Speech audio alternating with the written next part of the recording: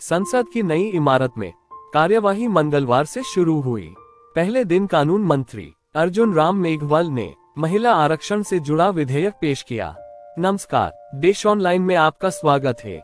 इस विधेयक में संसद और विधानसभाओं में महिलाओं के लिए 33% आरक्षण देने का प्रावधान किया गया है।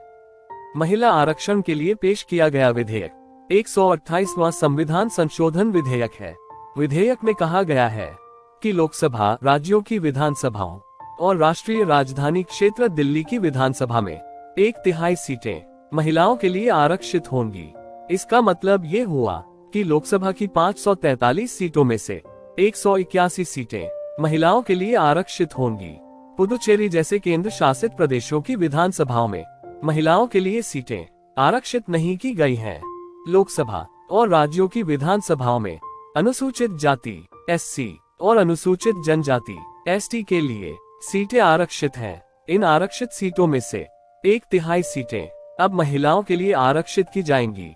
इस समय लोकसभा की 131 सीटें SC ST के लिए आरक्षित हैं। महिला आरक्षण विधेयक के कानून बन जाने के बाद इनमें से 43 सीटें महिलाओं के लिए आरक्षित होंगी। इन 43 सीटों को सदन में महिलाओं के लिए आरक्षित कुल सीटों के एक हिस्से के रूप में गिना जाएगा। इसका मतलब ये हुआ कि महिलाओं के लिए आरक्षित 181 सीटों में से 138 ऐसी होंगी जिन पर किसी भी जाति की महिला को उम्मीदवार बनाया जा सकेगा, यानी इन सीटों पर उम्मीदवार पुरुष नहीं हो सकते। ये गणना लोकसभा में सीटों की वर्तमान संख्या पर की गई है। परिसीमन के बाद इसमें बदलाव आने की संभावना है। सबसे पहले संसद के दोनों सदनों, लोकसभा और राज्यसभा को इस विधेयक को 2/3 बहुमत से पास करना होगा। इसके बाद जनगणना के बाद परिसीमन की कवायद की जाएगी।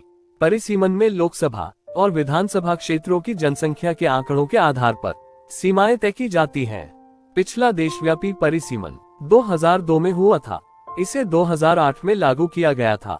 परिसीमन की प्रक्रिया पूरी होने लोकसभा और राज्य विधानसभाओं के भंग होने के बाद महिला आरक्षण प्रभावी हो सकता है।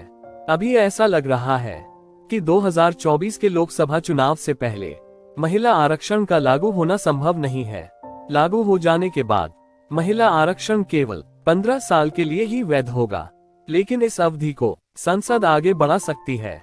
यहाँ ध्यान देने वाली बात यह है कि SC ST के लिए आरक्षित सीटें भी केवल सीमित समय के लिए ही थीं, लेकिन इसे एक बार में 10 साल तक बढ़ाया जाता रहा है।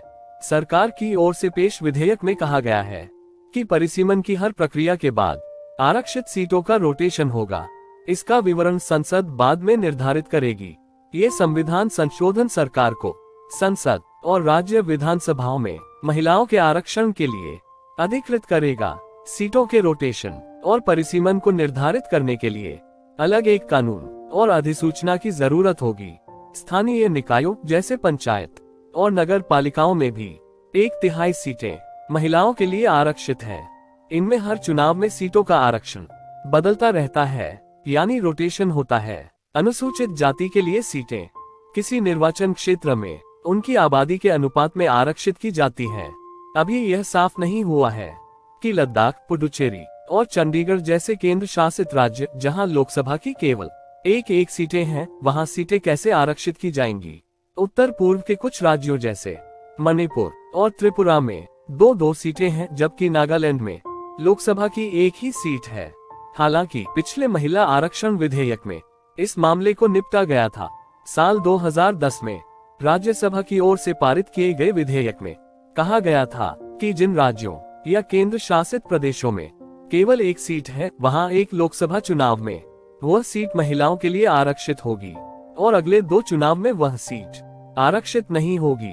वहीं 2 सीटों वाले राज्यों में 2 लोकसभा चुनावों में एक सीट आरक्षित होगी, जबकि तीसरे चुनाव में महिलाओं के लिए कोई सीट आरक्षित नहीं होगी। 17वीं लोकसभा में 82 महिलाएं चुनकर आई हैं।